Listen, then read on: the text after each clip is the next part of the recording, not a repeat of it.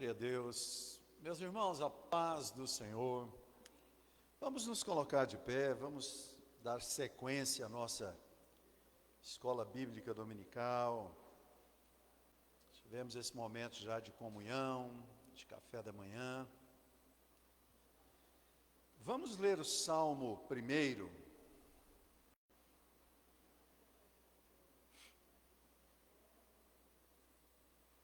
Essa lição fala de vigilância, de oração, né? Vamos ler o Salmo 1.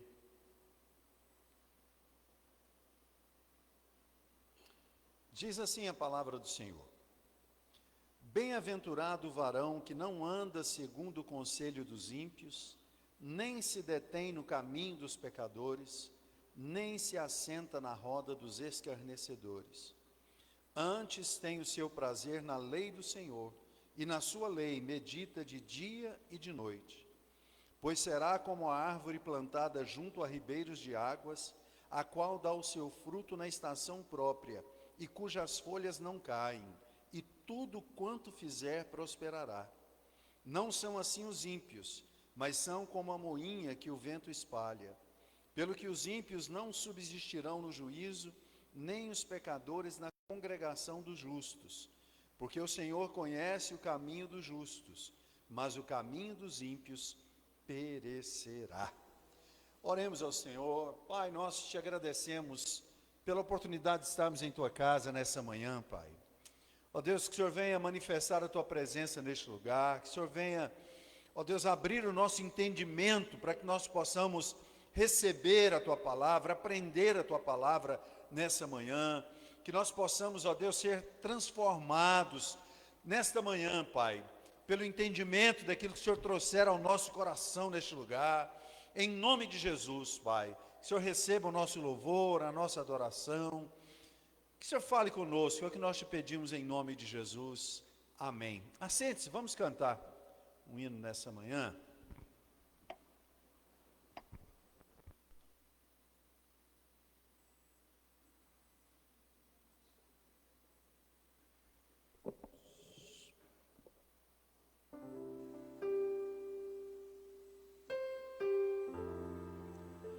Sabemos quem Tu és, Deus de milagres, infinito é o Teu poder,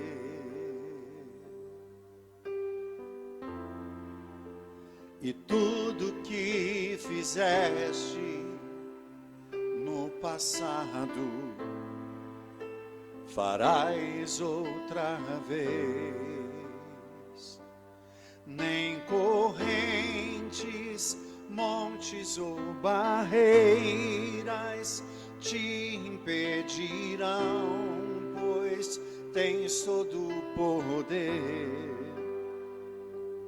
Mortos vivem e os que estão perdidos serão restaurados, tens todo o poder. Na escuridão, faz Tua luz brilhar, faz Tua luz brilhar, Deus do avivamento. Com fé cantamos, a morte foi vencida, Tu é a vitória, Deus do avivamento.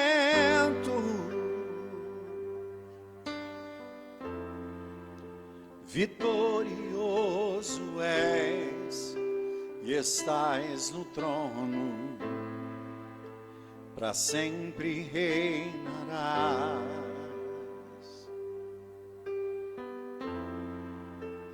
Eu não temerei, pois já venceste, só em Ti confiarei.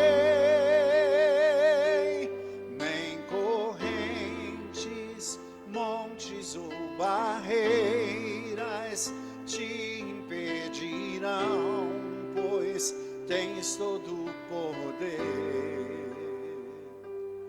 Mortos vivem e os que estão perdidos serão restaurados.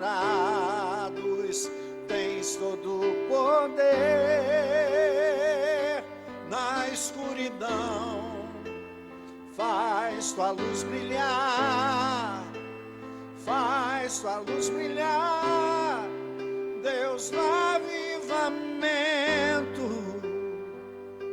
Com fé cantamos, a morte foi vencida, tu é a vitória, Deus do avivamento.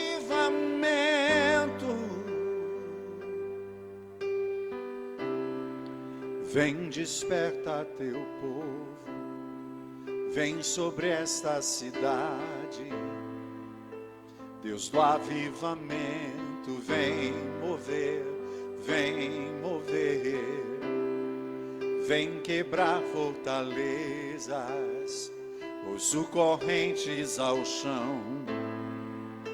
Deus do avivamento, vem mover, vem mover, vem despertar teu povo, vem sobre esta cidade, Deus do avivamento, vem mover, vem mover, vem quebrar fortalezas, ouço correntes ao chão. Deus do avivamento, vem mover, vem mover.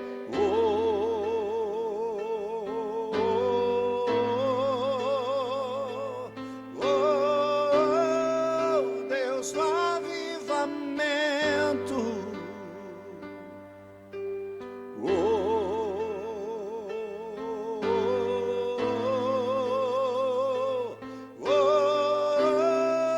Deus do avivamento.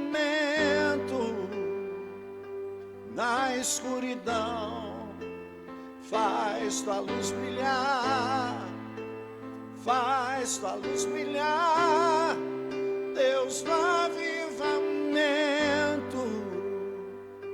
Com fé cantamos, a morte foi vencida, tu é a vitória, Deus do avivamento, Deus do avivamento.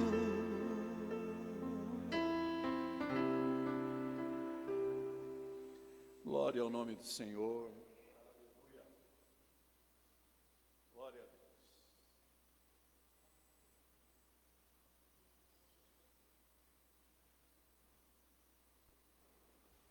De pé mais uma vez, meus irmãos, vamos fazer a leitura introdutória da nossa lição.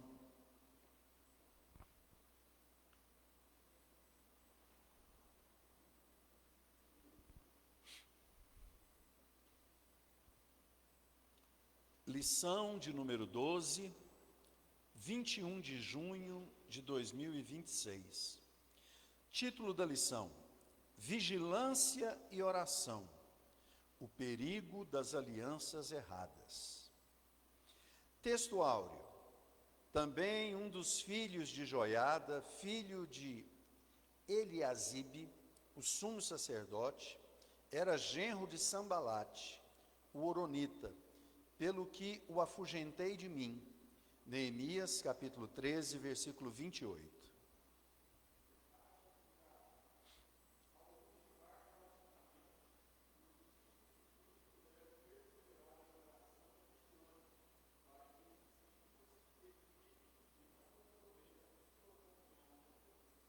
Objetivos da lição: ressaltar o perigo das concessões ao pecado, reconhecer que escolhas ruins têm consequências ruins, saber que os maus exemplos influenciam as pessoas ao redor.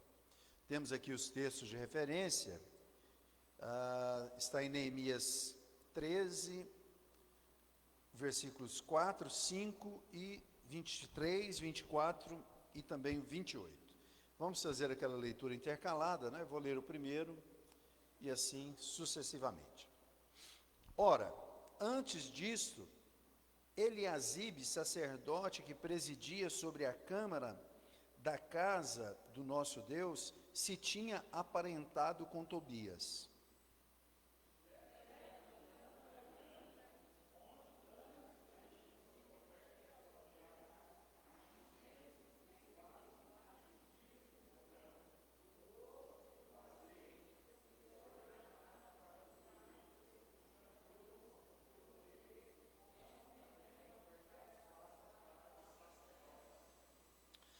Vi também naqueles dias judeus que tinham casado com mulheres asdoditas, amonitas e moabitas.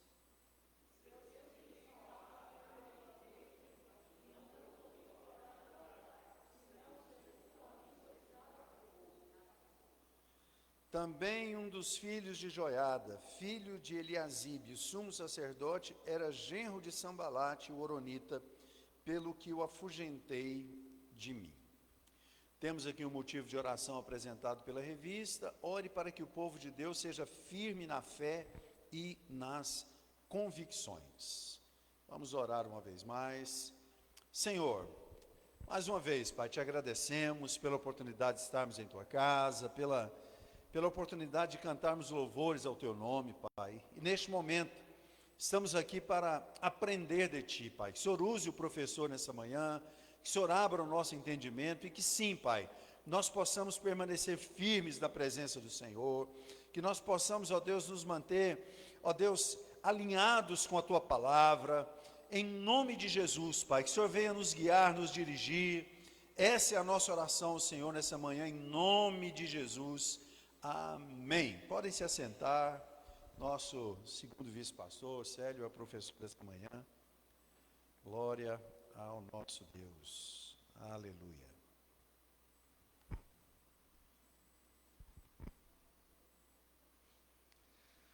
Paz do Senhor. Uma alegria, né, ter oportunidade de estar participando novamente com uma das lições desse trimestre sobre o livro de Neemias. Também reveu Paulo Henrique aí, né? Pessoa de peso aí, aluno de peso aí que é mestre, na verdade, né? Relembrando aí um pouco dos tempos de CEID, tivemos alguns professores em comum. Ele foi aluno interno no CEID, né? Acho que parte da minha trajetória lá, como aluno externo mesmo. Ele esteve por lá também, né, no seminário aí da Igreja de Deus, no Parque Amazônia. Tem uma história longa, né, no seminário ali. Inclusive, quando período de ditadura militar, quando o curso de teologia lá da PUC foi fechado, alguém procurava a PUC, eles indicavam o seminário da Igreja de Deus. Então, uma escola de teologia ali, com muita tradição. Eu, assim como ele, tivemos o privilégio de passar por ali, conviver ali e aprender algo, né? Hoje nós vamos estudar um tema tão importante, tão atual para a igreja: vigilância e oração, o perigo das alianças erradas. Aprendendo a partir do contexto da história registrada no livro de Neemias, de um momento difícil da história da nação de Israel. O capítulo 13 é o desfecho desse livro. Nós começamos há quase 3 meses atrás estudando uma sequência por capítulos, as lições meio que baseadas em cada capítulo, e aprendendo nesse contexto de reedificação de muros destruídos, de uma terra arrasada, por causa do juízo sobre o pecado, sobre a desobediência à palavra de Deus, aos profetas, o que Deus havia anunciado. E Deus trouxe o juízo, mas também a oportunidade de reerguer, de perdão, de reconciliação, e é um processo que é narrado no livro de Neemias. Nesse capítulo 13 nós temos o retorno de Neemias.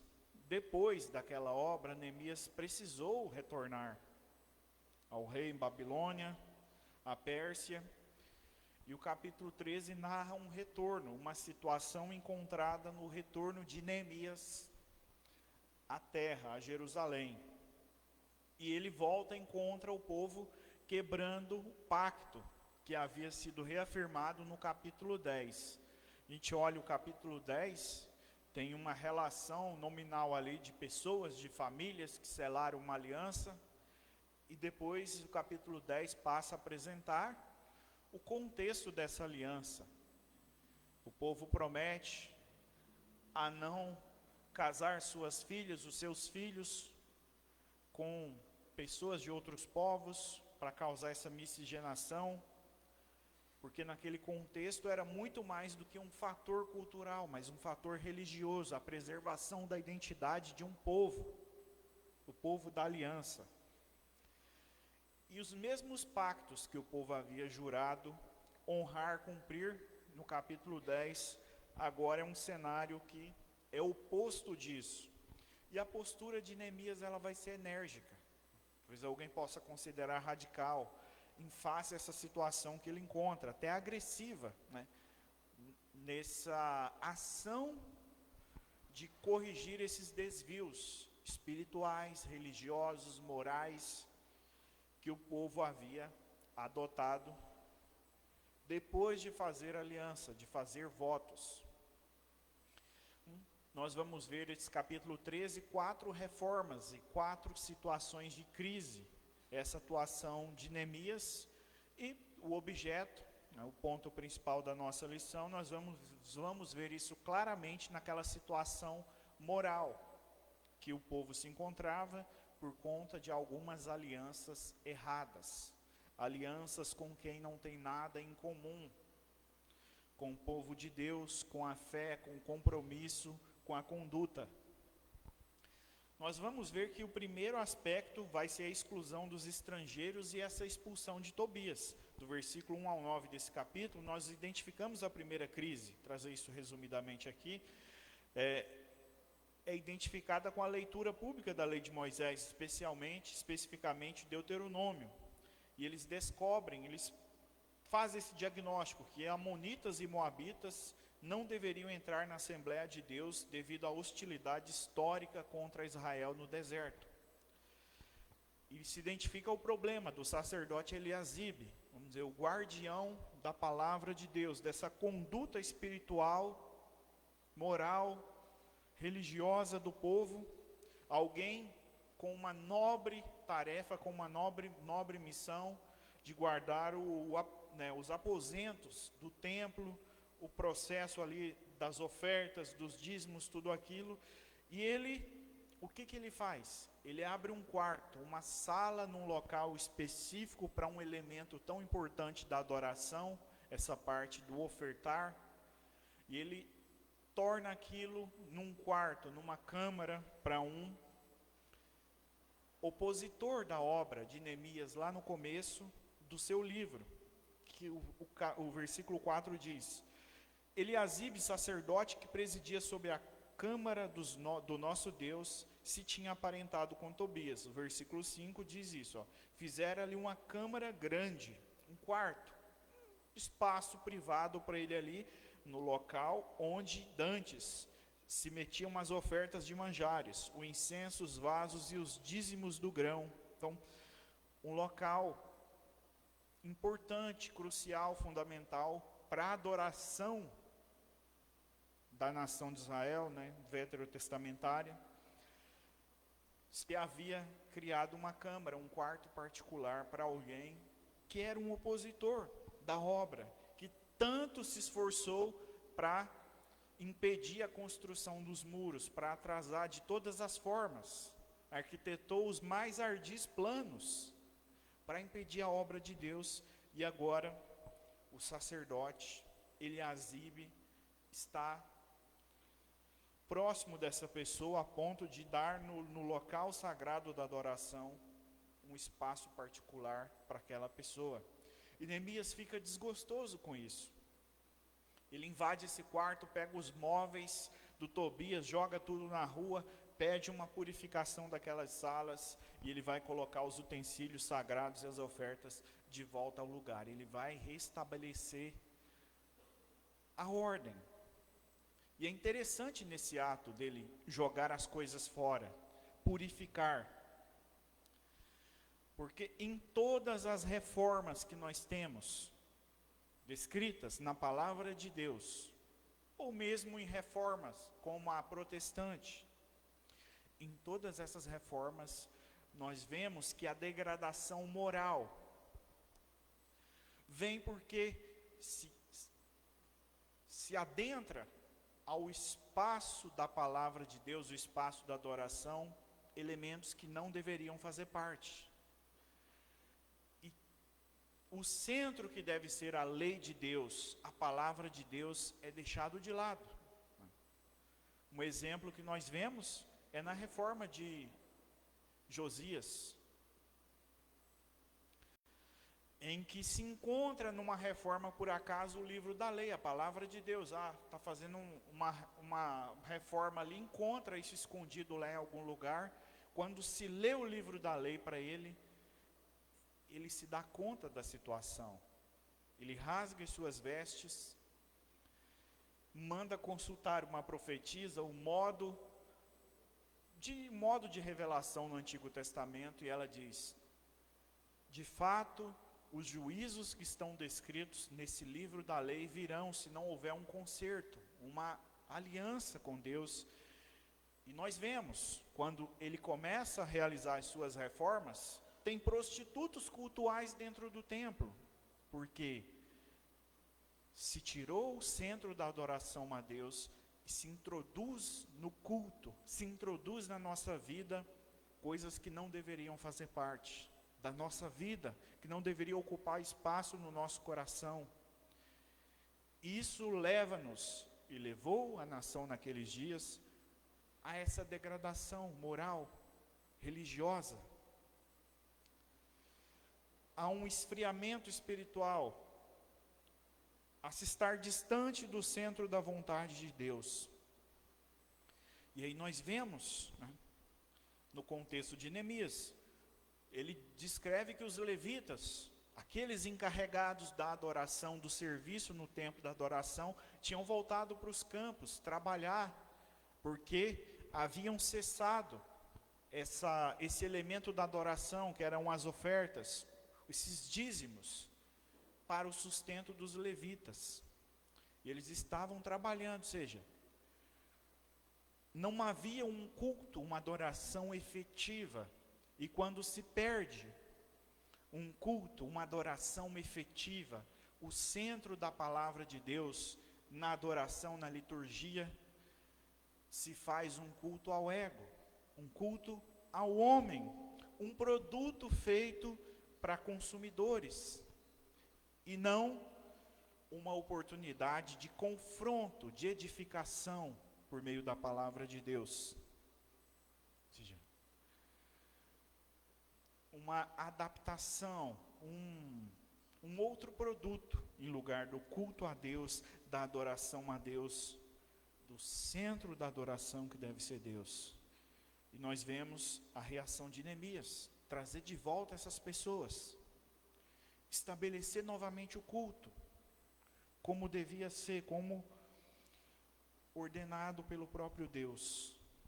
Comércio, a quebra do sábado, um elemento tão importante na adoração do Antigo Testamento, da nação. Ele diz que os comerciantes vinham vender no dia de descanso, e as coisas corriam normalmente. Ele vai lá, isso havia sido prometido, que eles não fariam isso, lá no capítulo 10. E ele precisa expulsar, se vocês continuarem vindo aqui, a gente vai prender vocês, para que aqueles comerciantes parassem de ir no dia de descanso. Então, uma série de violações aos mandamentos. A adoração estabelecida por Deus para a nação. E tudo começa por causa dessas concessões ao pecado. É o primeiro ponto da nossa lição, primeiro ponto dessa aula. O perigo de fazer concessões ao pecado. O comentarista diz que ele enfrentou pressões para que tolerasse essas práticas contrárias à vontade de Deus, como casamentos mistos, negligência na adoração, mas a atitude dele foi resistir com firmeza.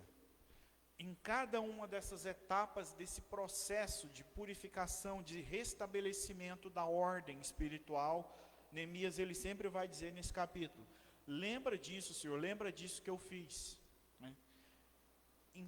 Em prol da santidade do teu nome, em prol do zelo da tua casa. Ele vai repetir isso algumas vezes nesse capítulo. E aqui vem a primeira afirmação de uma profundidade muito grande para nos levar a refletir, que a revista nos traz. Permitir o pecado enfraquece a comunhão com Deus, corrompe a integridade espiritual e ameaça a unidade do povo. Quando nós toleramos, permitimos o pecado, não o tratamos com a seriedade que ele de fato representa para a nossa vida, para a santidade, para a pureza da igreja, nós nos tornamos igrejas menos puras. Às vezes nos distanciamos tanto do propósito que vamos até ser considerados uma falsa igreja, se a nossa conduta é preservar número de pessoas, é preservar poder financeiro, porque muitas vezes número de pessoas representa maior poder financeiro. Mas se nós toleramos o pecado, nós estamos contribuindo para o adoecimento da igreja. Se nós não falamos contra, não apresentamos a palavra de Deus, para que cada um de nós sejamos confrontados pela palavra, pela verdade, e revejamos as nossas práticas e reflitamos sobre a nossa conduta, nós contribuímos para esse corrompimento espiritual, para que a palavra de Deus deixe de ocupar o centro da nossa vida, o centro da liturgia, o centro do culto, para fazer algo agradável, um produto contextualizado para consumidores. Com Neemias nós aprendemos a não fazer concessão ao pecado, ainda que isso cause dor, ainda que isso traga riscos, problemas para ele. A revista nos diz: a vigilância de Neemias nos ensina que ceder ao pecado, mesmo em pequenas coisas, pode levar a consequências espirituais graves, afastando-nos do propósito divino. Às vezes começa com algo que nós consideramos pequeno, menos danoso, mas uma coisa vai chamando outra coisa maior. Daqui a pouco nós estamos tolerando coisas sérias, graves. Um exemplo que o pastor muitas vezes dá aqui é que às vezes a igreja quer se equiparar ou se medir com o mundo, com a forma que está o mundo. Se nós estamos um pouco menos pior, está tudo bem. A gente ainda está tendo uma luzinha que está brilhando, né? E diz: se de repente a pessoa está com a canela aqui na lama, está dando aqui no joelho, e só o pé da igreja que está na lama, está cobrindo ali no ossinho do tornozelo, não, está bem, nós estamos melhores que o mundo. Se a lama está aqui no nosso pescoço e o mundo já está sufocando, já está se afogando, nós estamos melhores, está bem, né? Meio que vamos fazendo concessões, desde que nós não estejamos no mesmo nível que o mundo, que uma sociedade corrompida. Nós aprendemos com a postura de Neemias que os valores da palavra de Deus, eles não são negociáveis. Que tolerar pequenas coisas, como se não tivessem importância, se elas não tivessem um impacto espiritual para a minha vida, para a sua vida, para a pureza da igreja, vai significar que daqui a algum tempo nós estaremos totalmente comprometidos e carecendo de uma reforma profunda. Ceder ao pecado mesmo em pequenas coisas. Fazer concessões traz consequências espirituais graves. Olhando para esse cenário, a gente imagina que não foi do dia para a noite que as coisas foram acontecendo, processos que levaram àquela situação encontrada por Neemias no capítulo 13.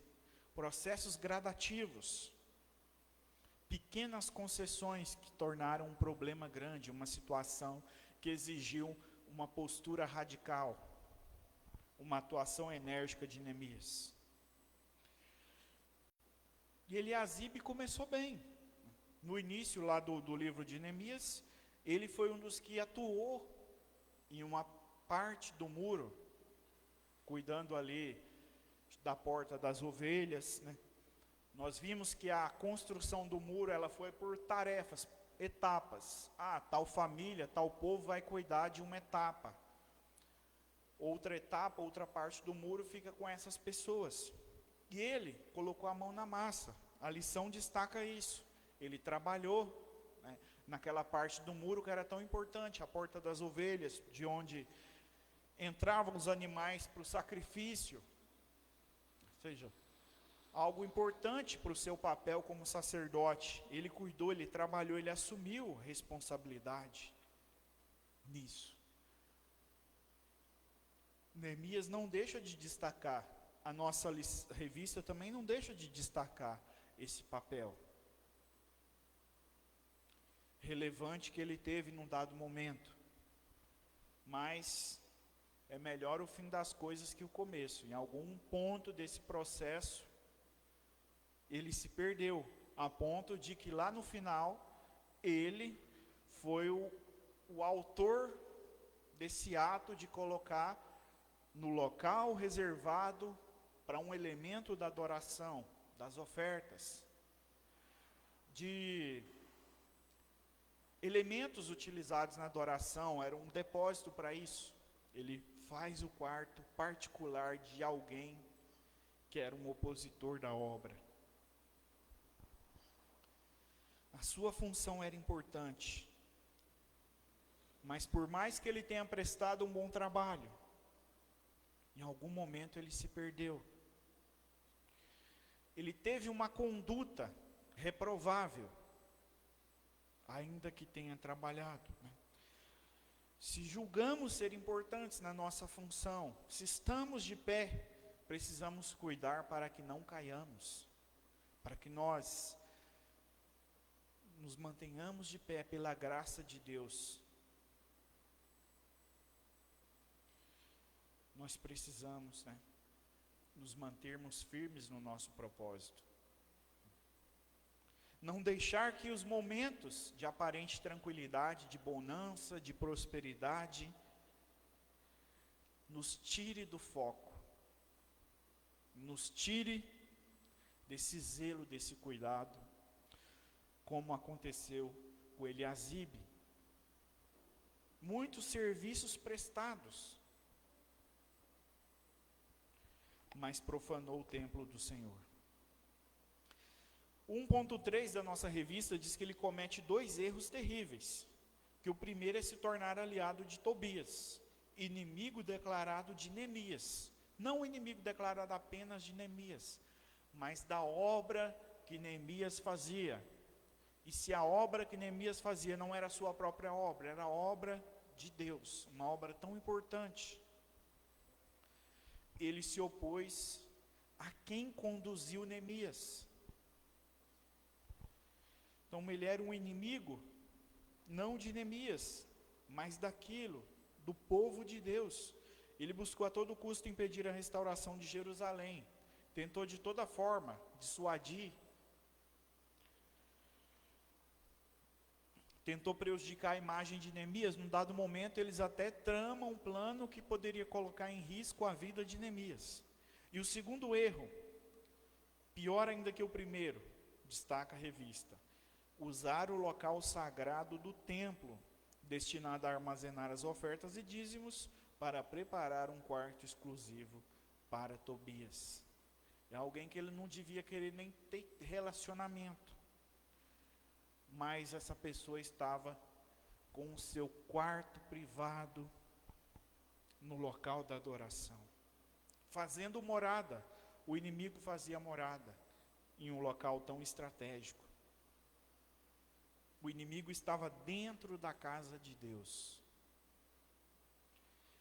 E esse fato é uma advertência acerca do perigo de fazermos concessões para aquilo que desagrada a Deus. Nenhuma aliança é boa se o preço for romper a aliança com Deus ou desobedecer a palavra. Ele se corrompeu e colocou sua relação com Tobias acima da obediência e da fidelidade a Deus.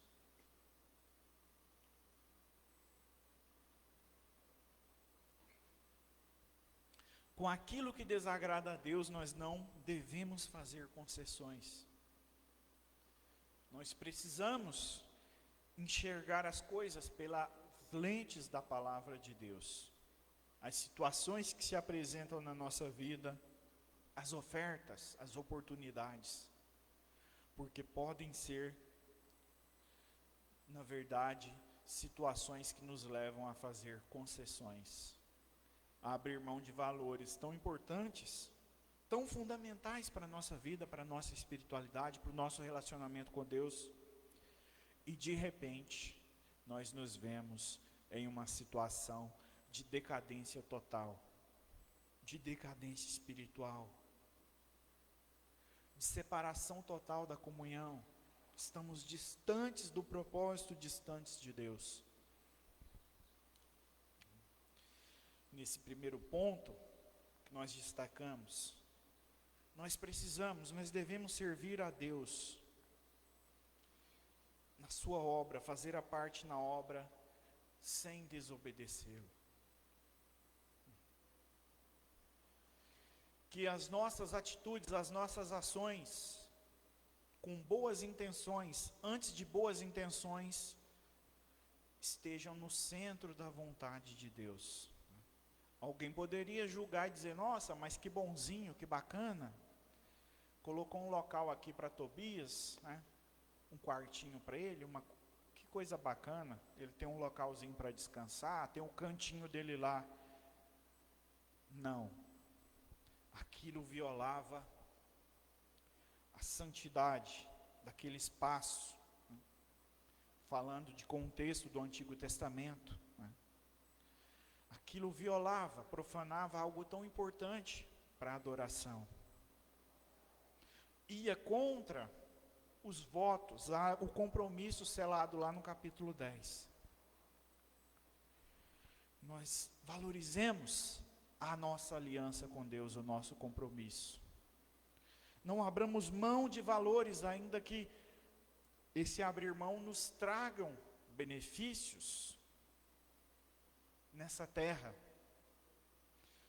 Mais importa obedecer a Deus, mais importa estar debaixo da vontade de Deus, ainda que isso represente prejuízos, dificuldades, portas fechadas, laços quebrados. O que de fato importa é a nossa aliança com Deus. Passemos ao ponto 2, que destaca que toda escolha, ela tem consequências. Todas as nossas escolhas têm consequências, nos trazem impactos, positivos ou negativos. Neemias advertiu seu povo pelo fato de que muitos judeus tinham se casado com mulheres gentias, e o resultado disso foi que seus filhos já não falavam judaico, comprometendo assim a preservação da identidade israelita que envolvia a fé. Para aquele contexto, era fundamental uma identidade preservada, uma pureza preservada, pureza religiosa, de compromisso com a palavra de Deus, em todos os aspectos.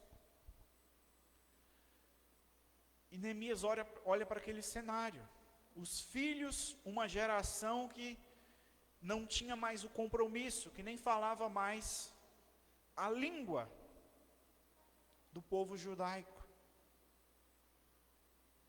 Nós precisamos ter esse cuidado. E hoje às vezes esses padrões se repetem quando eu, negligente, deixo de incutir na minha filha os valores da palavra de Deus,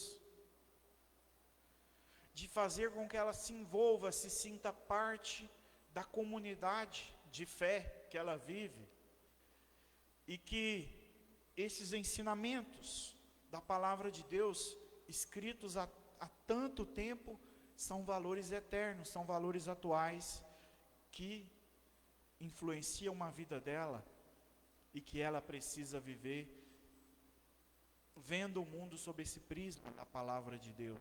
Quando nós não levamos a sério, não percebemos o valor disso, entregamos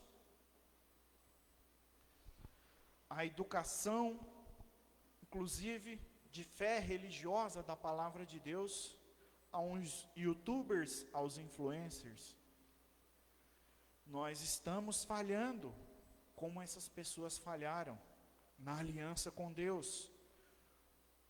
Neemias olha, ele vê um problema sério, uma geração com sérios problemas, desses filhos, por conta de alianças, de casamentos, com pessoas gentias que não tinham a mesma fé que eles, que não tinham um relacionamento com Deus,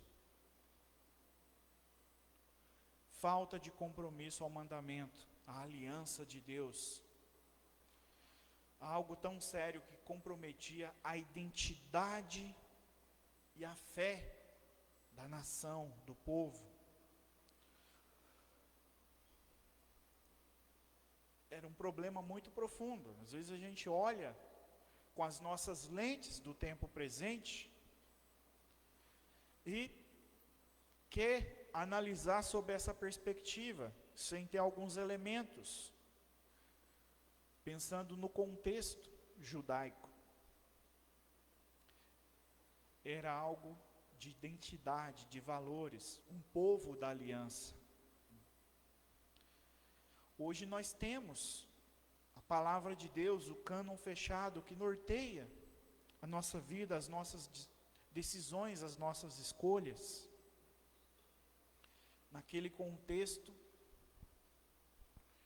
Deus tinha um compromisso, e aquele povo devia ter um compromisso também com essa identidade, com a identidade israelita. Eles habitavam no meio de outros povos, com outros deuses. Embora vimos na história do Antigo Testamento algumas conversões de outras pessoas, de outros povos, mas era um contexto diferente, né? E que Deus prezava, tanto é que Ele ordena ao povo muitas vezes, no Deuteronômio, que foi lido lá por Neemias, o perigo dessas alianças, para que não fizessem essas alianças. Israel era uma bússola moral, ética, era um luzeiro naquele mundo de trevas, e precisava ter essa postura, esse compromisso, para cumprir com a sua missão. A desobediência à palavra de Deus, né? Que o comentarista nos traz esses alertas, que mesmo antes de tomarem posse da terra, Deus havia advertido a respeito de práticas, de relações, de condutas, que eles não deviam tomar, que eles deveriam evitar para que fossem bem-sucedidos. E agindo contrários, Deus traria juízo. E nós vimos reiteradamente o juízo de Deus, muito antes da monarquia. Livro dos Juízes traz algo cíclico, e novamente o povo fez o que era mal aos olhos do Senhor. Deus levantou o inimigo que oprimiu o povo, e o povo se volta para Deus, e Deus levanta um juiz que liberta o povo. Se experimenta um tempo de paz, de andar na vontade de Deus, e de repente uma outra queda moral. Assim também durante o período da monarquia. Um cenário caótico na maior parte do tempo, desobedecendo a aliança, os mandamentos da lei de Deus.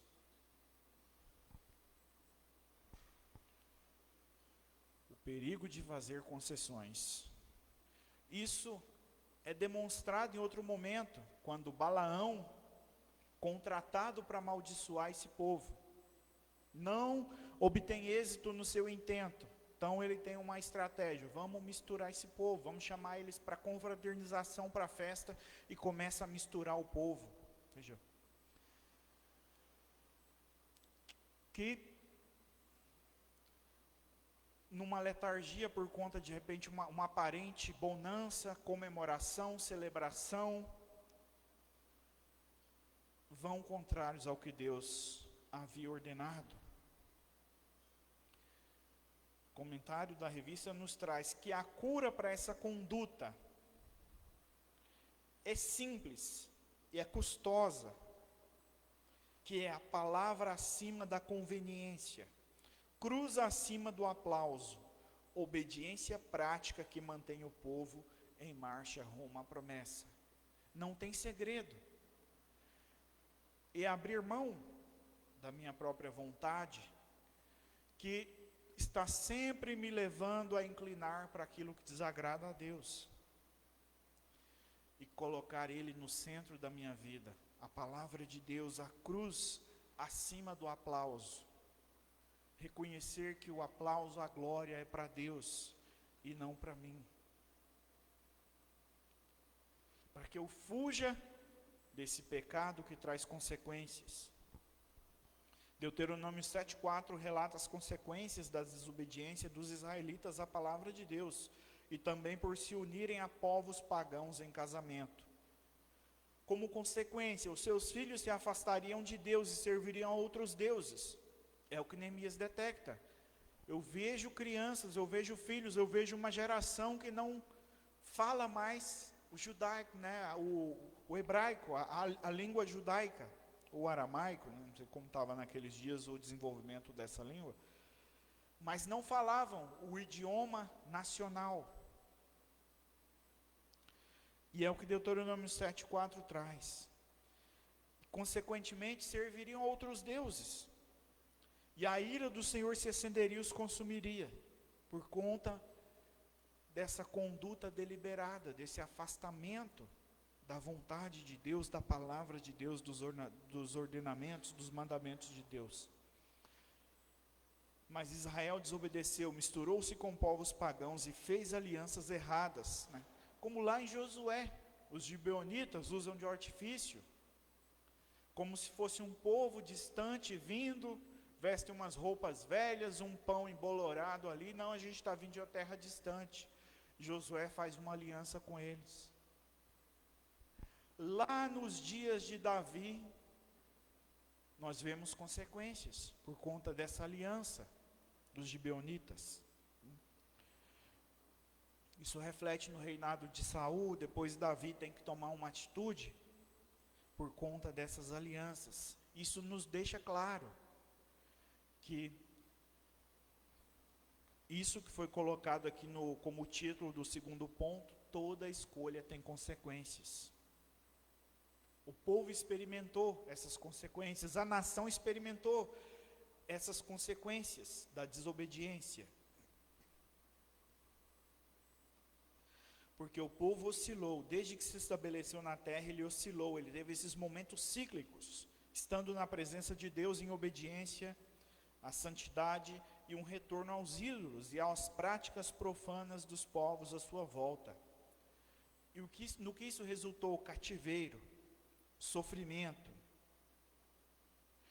E parece que os judeus dos tempos de Neemias vivendo essa história, vivendo na pele isso, porque nós vimos muros caídos, cidade em ruínas, o povo em dificuldade,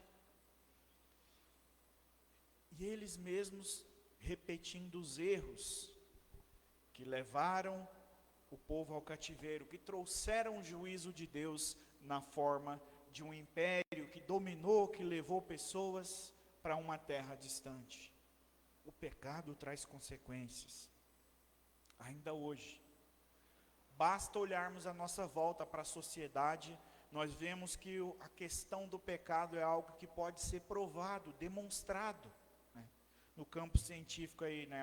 é algo empiricamente provado, que pode ser demonstrado. Basta olharmos para a sociedade e ver o impacto do pecado na moralidade, na conduta, em cada aspecto da sociedade. Nós podemos ver o impacto do pecado, consequências, escolhas. Escolhas ruins trazem consequências ruins.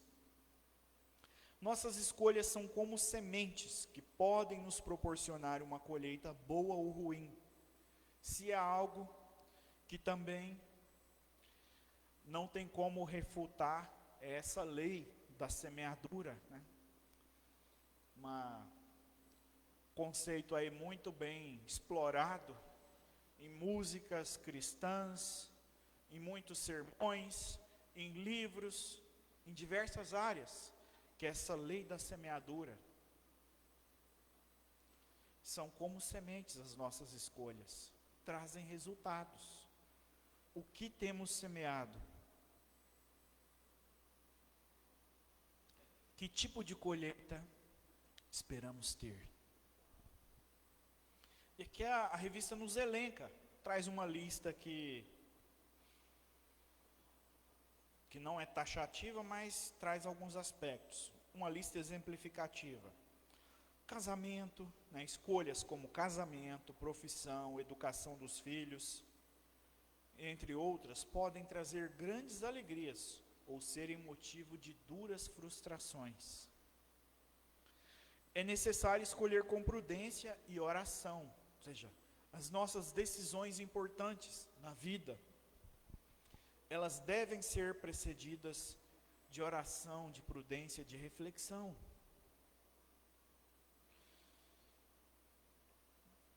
Ouvir, nos aconselharmos, orarmos, apresentarmos isso a Deus, né? Citado aqui até Provérbios 11, 14, que na multidão de conselheiros há segurança. Nós ouvirmos, analisarmos à luz da palavra de Deus, refletirmos um pouco mais antes de tomarmos decisões. E traz como exemplo o caso de Roboão, filho de Salomão. Ele assume o trono, o povo vinha de um tempo de dificuldade, porque Salomão foi um rei que construiu um templo caríssimo, uma estruturação do reino, né? Até na quarta-feira o pastor falava disso. Saul, a gente pensar, Saul é um rei que tinha um reino, não, era um líder tribal, dentro daquele contexto era um rei, né? Davi também, o pastor citou, não, ele habitava lá numa casa de madeira, pelo que o texto depreende. Ele quis fazer um templo para Deus, porque habitava numa casa bacana no seu contexto, mas a arca estava lá em tendas. E Salomão foi esse rei que construiu uma estruturação para o reino, né? Nos seus deslizes ele construiu templos para suas esposas, para os deuses das suas esposas. Então foi um reinado que foi caro para o povo. E quando Roboão assume, o povo vai pedir para ele, pega leve com a gente aí, né? A gente foi muito dispendioso para a gente, o reino de seu pai. E ele toma conselhos com os conselheiros velhos, né, os mais idosos, que dizem para ele: ouve o povo aí que você vai ter o povo com você, mas ele vai ouvir os conselheiros jovens. Não, seja mais duro ainda do que foi seu pai, cobre muito mais desse povo. E o resultado é reino dividido, ou seja, uma escolha ruim por consultar as pessoas erradas. Ele consultou até 2 grupos de pessoas, mas escolheu ouvir os seus amigos, a galera do futebol, que jogava o futebol com ele, os amigos, né? Não quis ouvir uma geração com mais sabedoria, pessoas que de fato tinham um histórico, tinham experiência para orientá-lo. Isso trouxe consequências, trouxe sofrimento, trouxe divisão. Portanto, as nossas decisões na nossa vida, elas precisam ser baseadas na palavra de Deus. É o termo que é utilizado aí, a cosmovisão cristã, ou seja, nós enxergarmos o mundo, todos os aspectos, as vertentes, a partir da perspectiva da palavra de Deus. Há muitas visões. Em épocas de acesso fácil à informação, redes sociais, influencers, YouTube, aí você tem visão para tudo, ponto de vista, opinião para tudo, todo tipo de guru. Mas nós precisamos nos orientarmos pela palavra de Deus, os valores da palavra de Deus. Ela que é lâmpada para os nossos pés e luz para o nosso caminho. Ela que é direção para a nossa vida. E chegamos ao terceiro ponto da nossa aula de hoje. Os maus exemplos são más influências. Neemias, ao observar a conduta do povo de Israel, afirmou que o sacerdócio e a aliança dos sacerdotes e levitas haviam sido profanados devido à negligência e à desobediência dos israelitas em relação à lei de Deus. O sacerdócio e a aliança dos sacerdotes e levitas, ou seja, o culto, a adoração, eles haviam sido profanados devido à negligência e à desobediência dos israelitas em relação à lei de Deus. Quando a palavra de Deus deixa de ocupar espaço na nossa vida, no culto, nós vemos esse cenário se repetir. É o que nós vimos lá no Reforma Protestante, que foi um retorno às Escrituras. É claro, há uma implicação política, uma série de aspectos, um mundo em mudança, mas é uma espécie de plenitude dos tempos, vamos dizer assim, um momento propício para que Deus trouxesse aquela reforma. Mas nada mais do que foi que um retorno às Escrituras, um retorno à palavra de Deus, que havia sido abandonado pela igreja. A Bíblia não era mais o centro.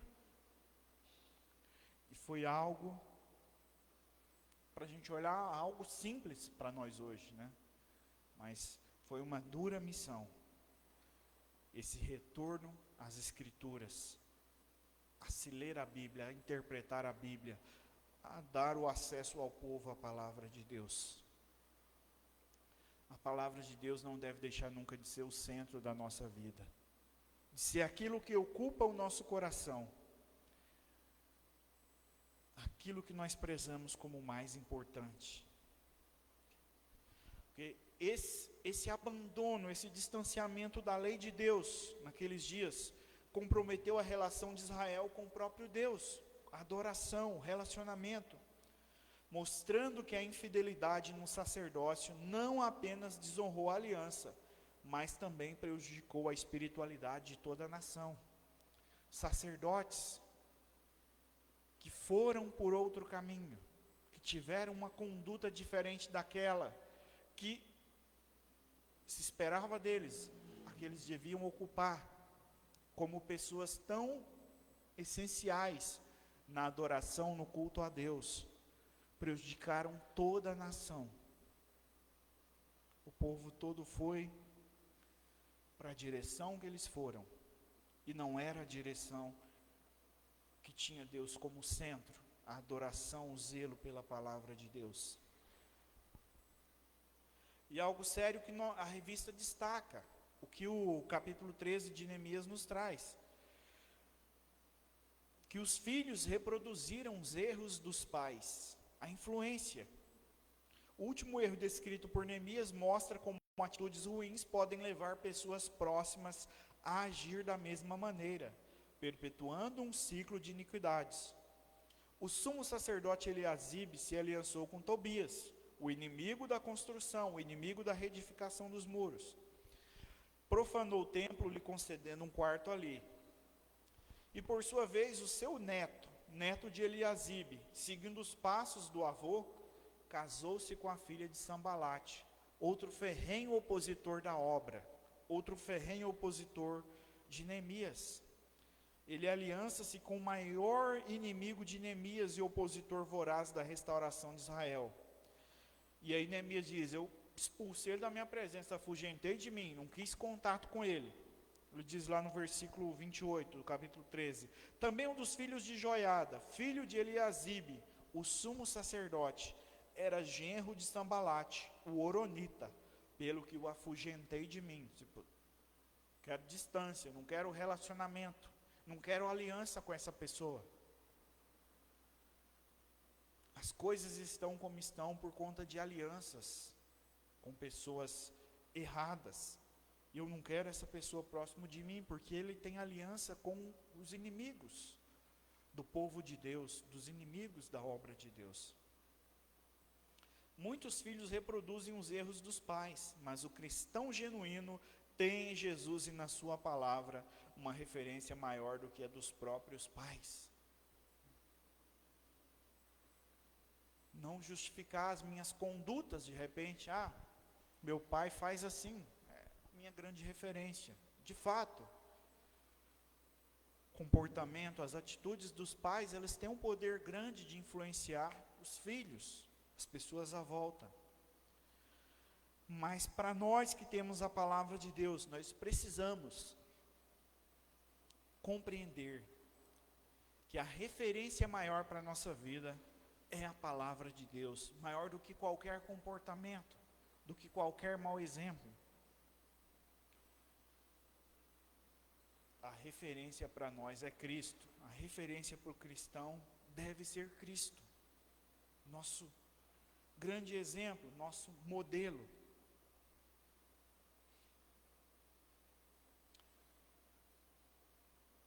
E um exemplo que nós temos, que o comentarista nos traz, é do rei Ezequias.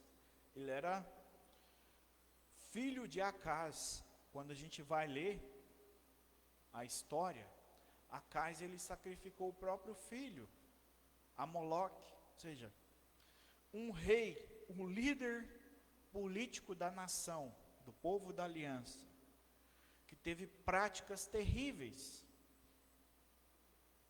O Estado financiando a idolatria, práticas que desagradavam a Deus, mas o rei Ezequias, ele tem uma conduta diferente, ele empreende reformas. Ele restabelece como centro da adoração o culto a Deus. Ou seja, não repetiu os erros, as condutas do seu pai. Nos mostrando que quando nós temos como referência a palavra de Deus, nós temos a oportunidade de fazer diferente do que qualquer exemplo próximo de nós, de qualquer exemplo negativo. Porque a palavra de Deus exerce influência positiva. É o tópico 3.2.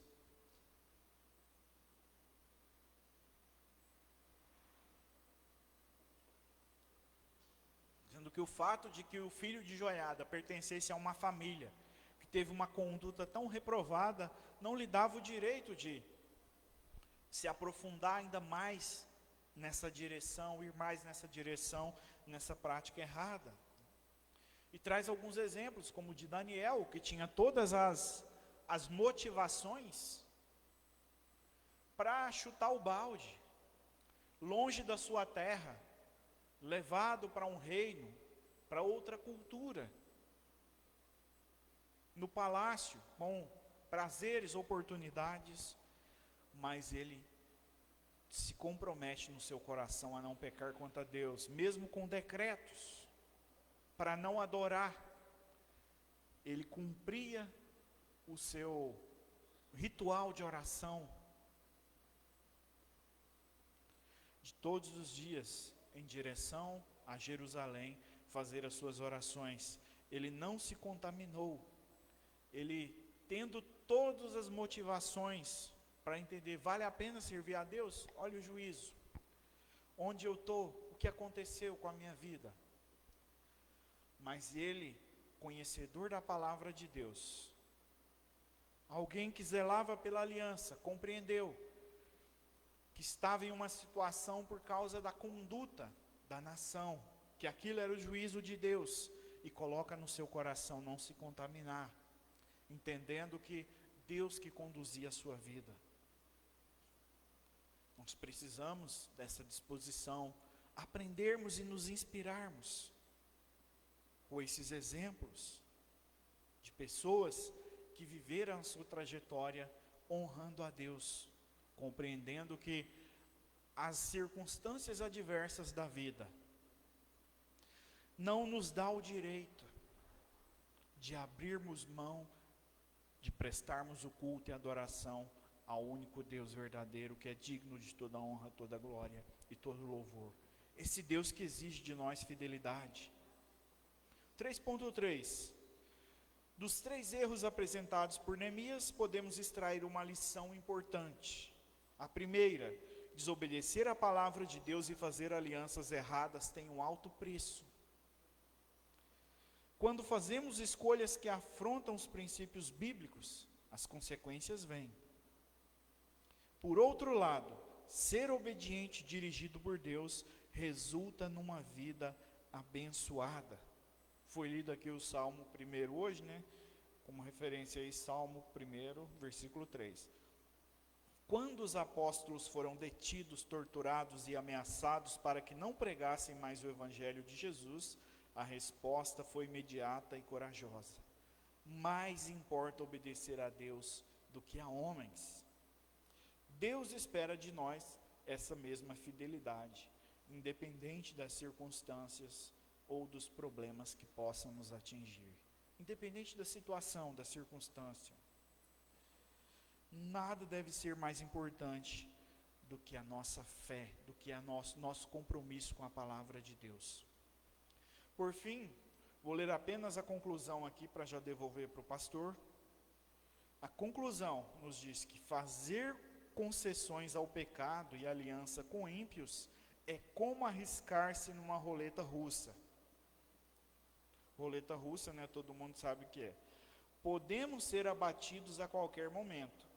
Portanto, antes de fazer concessões ou firmar alianças, devemos atentar aos preceitos bíblicos, buscar a Deus em oração e procurar a direção do Espírito Santo para não prejudicar nossa comunhão com Deus. Muito bom esse exemplo, né? Fazer concessões ao pecado está com uma roleta russa. A gente não sabe quando, mas uma hora o disparo vem.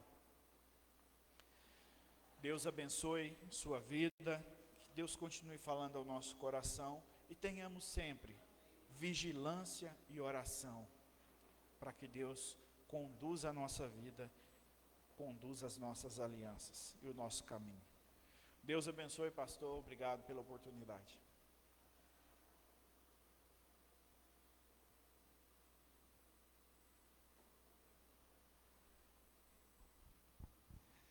Glória a Deus, Deus abençoe o nosso professor nessa manhã. Estava ouvindo ali e meditando, né?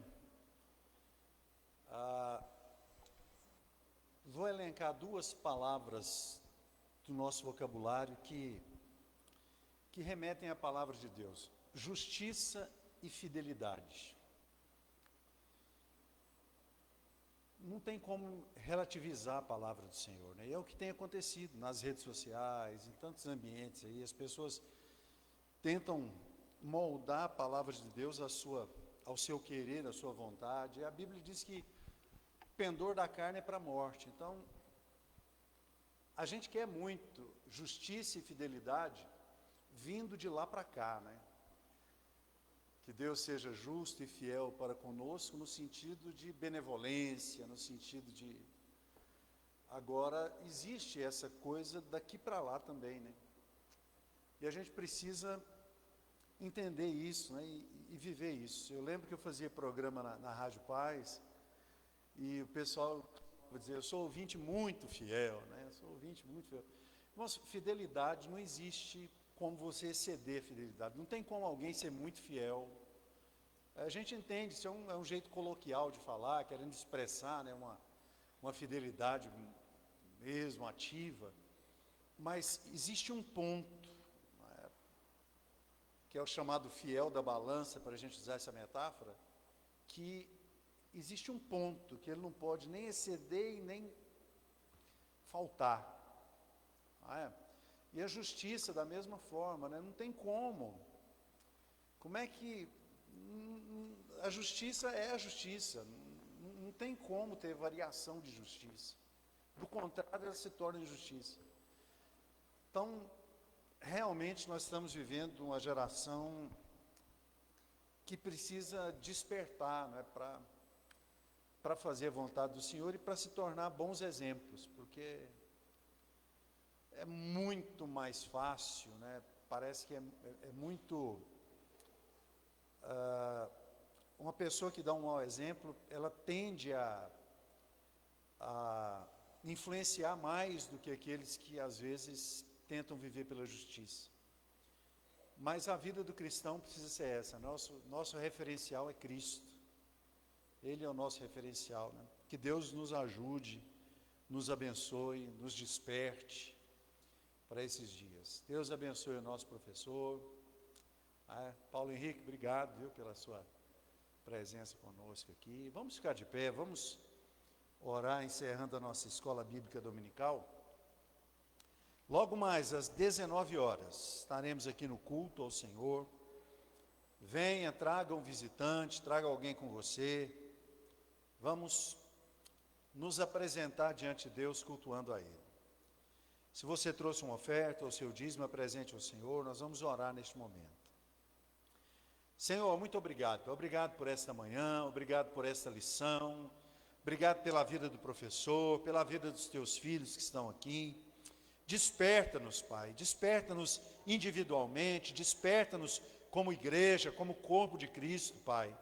Essa geração, Pai, tem se inclinado, ó Deus, para as recompensas que a carne oferece. Nós entendemos que há um processo, ó Deus, de santidade, há um processo para que nós possamos, ó Deus, viver a intimidade do Senhor. Então, nos ajude, desperta-nos, Pai. Ó Deus, que nós sejamos exemplos positivos nessa geração, Pai. Ó Deus, que a Tua fidelidade, Pai, o Teu amor, a Tua justiça encontrem lugar na nossa vida e que nós possamos corresponder ao Senhor, ó Pai. Em nome de Jesus é o nosso clamor, é a nossa oração a Ti. Que o Senhor abençoe o nosso dia, nosso almoço, a nossa tarde, que o Senhor dê descanso àqueles que puderem descansar, mas que logo mais à noite, Pai, o Senhor nos permita estar em Tua casa, para buscar a Tua face, para invocar o Teu nome. Nós oramos a Ti em nome de Jesus, Pai. Abençoe a vida dos Teus filhos, daqueles que ofertam, que dizimam na Tua casa, Pai. Abençoe o Teu povo, abençoe o trabalho das nossas mãos. Essa é a nossa oração ao Senhor, Pai.